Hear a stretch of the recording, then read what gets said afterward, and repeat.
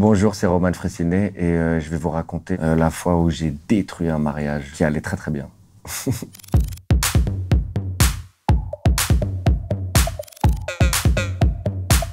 C'est la dernière année du collège, il y avait un brevet blanc. Et j'arrive à l'arrêt de bus pour aller au brevet blanc et il n'y a personne à l'arrêt de bus. Donc je sens la douille, je me dis attends, c'est pas normal. Et je sors la convocation dans mon sac et je vois je suis en retard. Je me mets à courir et là je tape à une voiture. Je lui dis j'ai brevet blanc, tac. Et la personne elle me dit bah oui, je vais te déposer. Normal. Qui va dire non Nado il dit j'ai le brevet blanc, là je suis en retard, c'est sûr tu le déposes. Et donc il me dépose, j'arrive à l'heure. Et à partir de ce jour-là, je me suis dit mais attends, je peux faire ça tous les matins. Et à partir de ce moment-là, tous les matins, je dormais 15 minutes de plus. Et je me faisais déposer en voiture par des gens, je leur faisais le même cinéma. Et j'avais mis un pote avec moi. Et donc on se mettait à l'arrêt de bus et on regardait les voitures. Et c'est quasiment toujours les mêmes gens qui passent à la même heure. Donc on voyait les mêmes voitures. Et on se disait, ok, tu vois là, le 4x4 BM là, il faut absolument qu'on l'attrape un jour. Et donc là, on courait, il faut courir un petit peu. On courait, on arrivait au feu. Excusez-nous, brevet blanc. Mon pote, il était derrière, il attendait. C'est moi, je faisais le cinéma. Il y en a un, il avait une voiture tunée. Et là, on rentre dans sa voiture et dans sa tête, ça y est, il avait une mission. Il avait enfin l'occasion d'utiliser sa voiture tunée. Il était Fast and Furious. On dit, ok, j'ai une mission. Genre, c'est pour ça que j'ai tuné ma voiture. C'est pour le jour où ces ados, ils vont être en retard à l'école. Et il a grillé tous les feux. On était en panique derrière. Genre, voilà, pourquoi, c'est vrai, pourquoi on a fait ça? Mais tu sais qu'on culpabilisait même pas parce que les gens, ils avaient le sentiment d'avoir commencé leur journée en faisant une bonne action. Quand ils nous déposaient, on sentait qu'ils se disaient « Putain, je suis quelqu'un de bien, regarde, aujourd'hui, j'ai fait un truc cool. » Donc on culpabilisait pas, on sait qu'on l'a mis bien lui aussi dans sa journée. C'était win-win. J'étais à l'École nationale de l'humour à ce moment-là, on avait fait un spectacle de fin d'année. Et moi, j'avais fait des blagues sur l'amour. C'est un truc où, globalement, je disais que l'amour, j'y croyais pas, quoi. Et il y a des gens, ils me disent « Écoute, on a adoré ton passage, on aimerait que tu viennes le faire au mariage de telle personne et tout. » Et moi, je savais que c'était une mauvaise idée. Mais j'avais besoin d'oser. Et j'y vais. Et là, en fait, il y a tout le monde qui est en train de kiffer de danser. Tout le monde danse, hein. Et s'amuse, passe vraiment un bon moment. Et là, il y a quelqu'un qui arrive, qui prend le micro, qui casse toute l'ambiance, qui dit « Arrêtez de vous amuser. Maintenant, un humoriste. » Je fais 7 minutes sur à quel point l'amour, j'y crois pas. Il y a des blagues super vulgaires. Ça nique l'ambiance. Je vois des personnes qui sont pas de ma génération, qui sont...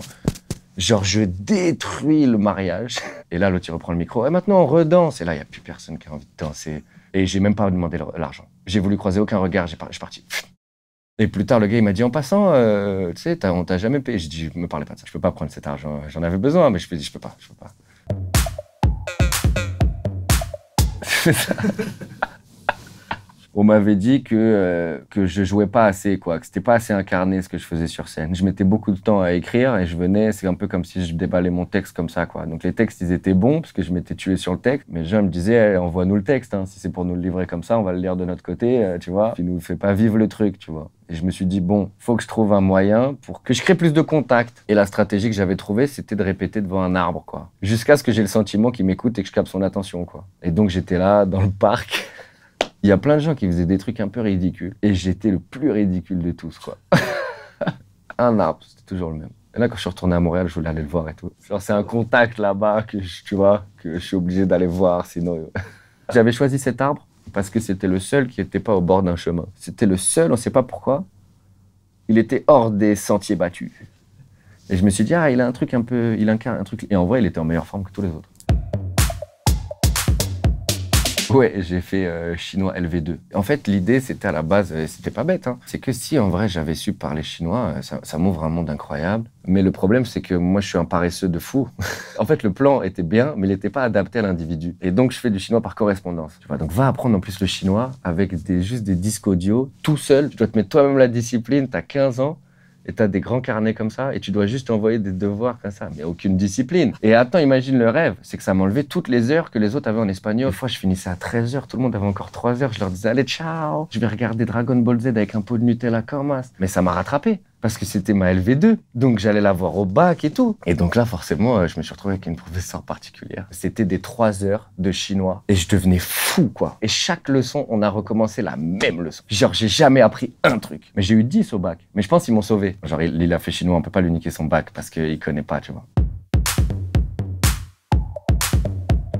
J'étais un jeune adolescent en recherche d'aventure. Et donc, je me suis retrouvé à faire des champignons hallucinogènes et c'était monstrueux. Je suis allé en enfer, c'était horrible, c'était dur. Un combat toute la nuit, j'ai l'impression de m'être battu. Et après, pendant 1 an, j'entendais des voix, ouais. Ça, c'était très, très dur.